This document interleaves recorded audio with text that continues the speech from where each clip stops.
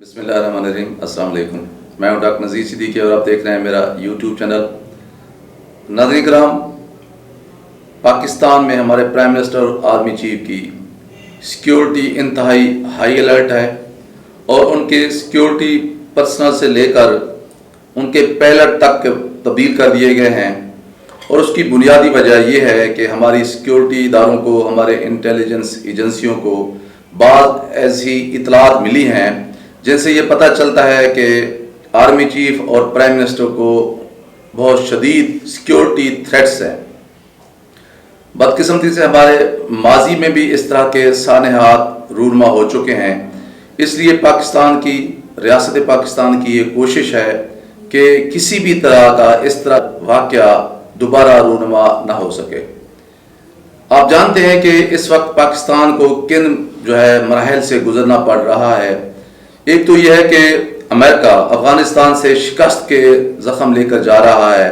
اس کے تقریباً 5000 billion dollar خرچ ہوئے ہیں اور 2500 سے لے کر 3000 کے قریب امریکی فوجی مارے گئے ہیں۔ اس کے باوجود اسے کامیابی نہیں ملی، نیٹو فورسز بھی اس کے ساتھ تھیں، اور اب وہ جاتے ہوئے سارا ملبہ بھی پاکستان پر ڈالنا چاہتا ہے، اور اس نے پوری کوشش کی ہے کہ کسی طرح پاکستان میں اسے فضائی اڈے مل جائیں جہاں سے وہ بیٹھ کر افغانستان پر بھی نگاہ رکھ سکے اور ضرورت پڑے تو طالبان پر بھی حملے کر سکے، چین پر بھی نگاہ رکھ سکے۔ لیکن پاکستان نے نہ صرف مزید نئے وہ فضائی اڈے دینے سے انکار کر دیا ہے،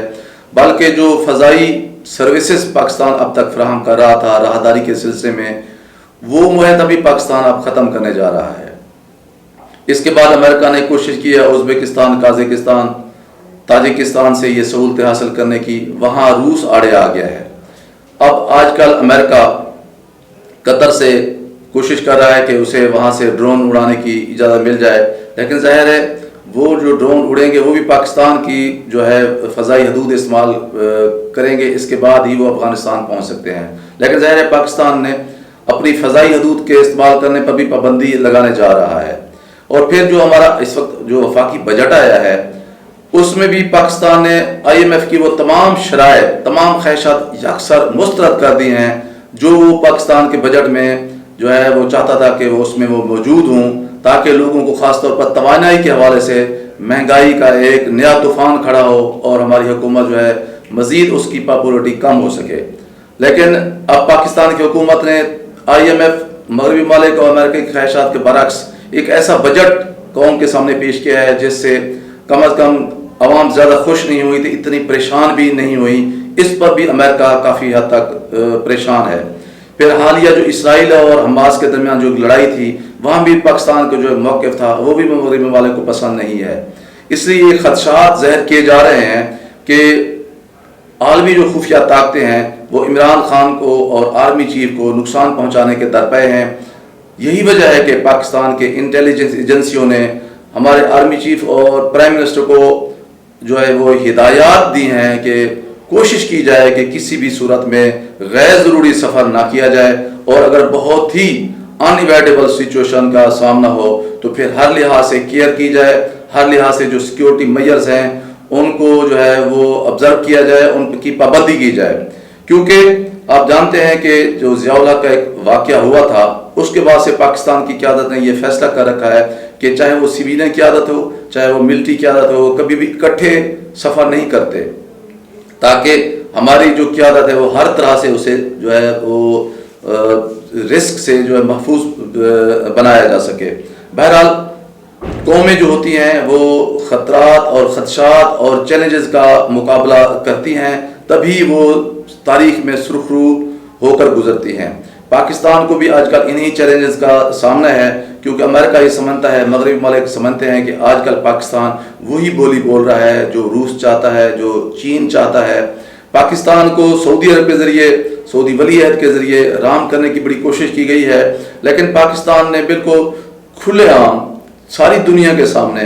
انکار کر دیا ہے کہ پاکستان اب کسی بھی صورت میں دوسروں کی لڑائی میں نہ تو شامل ہوگا، نہ ہی سہولت کار کا کردار ادا کرے گا، اور نہ ہی اپنے کندھے پیش کرے گا۔ حد تو یہ ہے کہ امریکی جو ہیں حکمران ٹولہ،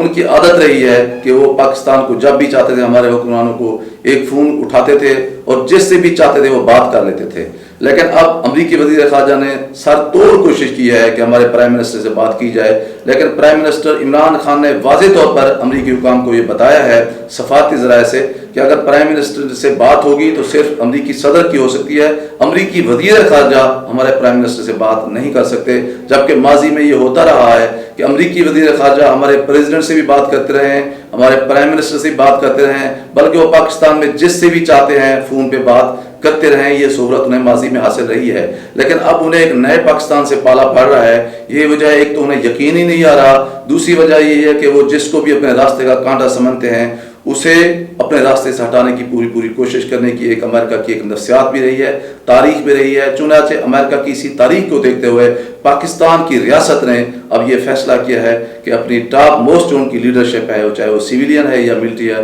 ان کی ہر طرح سے حفاظت کی جائے. ناظرین کرام، دعا کرنی چاہیے کہ اللہ تبارک و تعالیٰ پاکستان کو کسی بھی سانحہ سے محفوظ فرمائے. آمین. اگلے ویلاگ تک اجازت. السلام علیکم.